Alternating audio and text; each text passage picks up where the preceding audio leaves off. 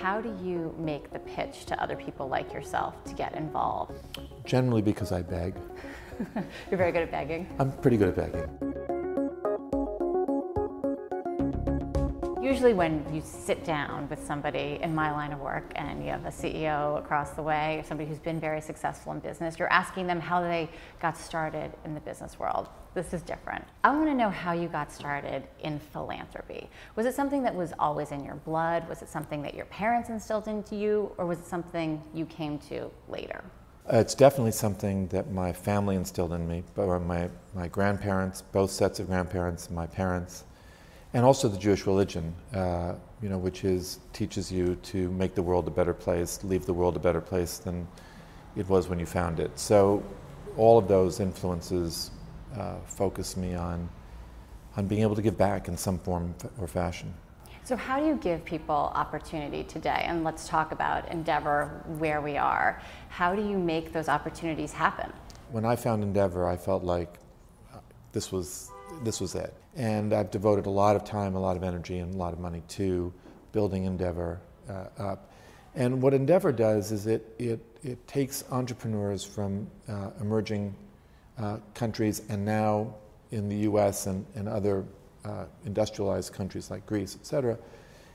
And we don't give the entrepreneurs any money, but we do give them mentorship, networking, all kinds of things that are really unavailable to them.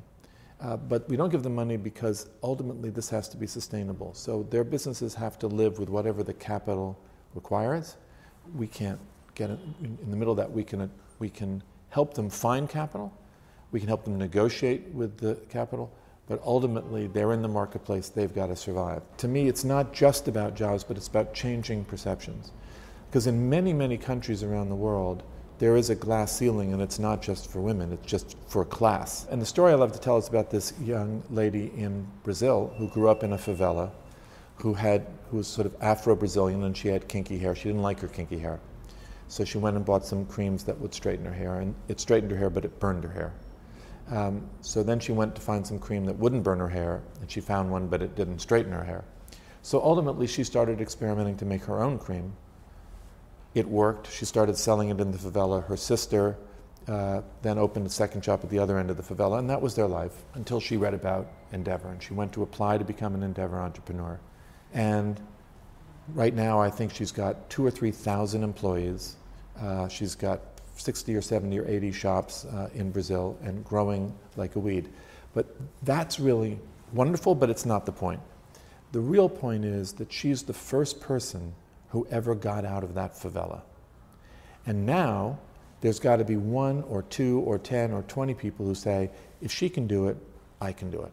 They may not call Endeavor, but it changes the perception of what's possible. And if we can do that, community by community, that changes ultimately a country, and it changes the world. And so obviously that's a very grandiose thing to say, but little by little, if we can do that, community by community, country by country, and create a middle class with the jobs that our entrepreneurs are creating, and create the possibility that people can do more than just subsist, which is really the case in so many countries, then we've really accomplished something profound.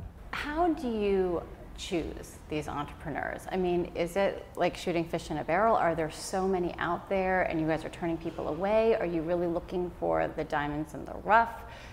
What is it? Because it seems like a lot of people are applying. A lot of people apply.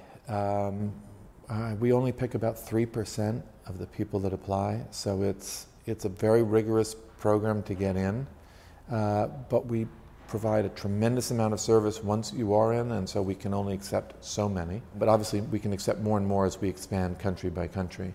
But it's a very rigorous program. The panelists who ultimately decide whether or not the entrepreneur can join Endeavor are executives from all over the world who are generally not even affiliated with Endeavor. You can't do this alone, so how do you make the pitch to other people like yourself to get involved, to go and help these budding entrepreneurs? I mean, because they're all, I'm sure, very busy people, and a lot of organizations are asking them for time and money, so why should they come to Endeavor? Generally because I beg. You're very good at begging? I'm pretty good at begging. No, look, there's so many good causes in the world, and people are busy, and people, have things that they prefer. And so it's difficult to sort of draw people to the cause that you care about. A lot of times it's, look, I'll help you if you help me. But also, if I can get someone to spend a couple of days on on a selection panel, first of all, they have a great time. They meet other people from around the world that they wouldn't meet who are also panelists. And then they see all these incredible entrepreneurs. And it's a very exciting 2 days, basically. And they always come away from it saying, I may not get involved with Endeavor, but I had a great time. But more often than not, if I can get them there, then they want to be a part of Endeavor. Is there anything that has surprised you the most about working with Endeavor and the entrepreneurs that you've been able to meet? I think the biggest surprise for me has just been the durability of this model. It's just so strong, and then its attractiveness to people from all walks of life. Endeavor to date has created almost 250,000 jobs, and they're high-paying jobs, generally about 10 times the average pay in the countries where we work. In terms of being, though, generous with your time and money, and being a parent, is that just like a requirement that you need to be giving back? Or is that something that you wait for your own kids to find sort of what moves them? My kids are still relatively young from a philanthropic standpoint. My oldest child is 33.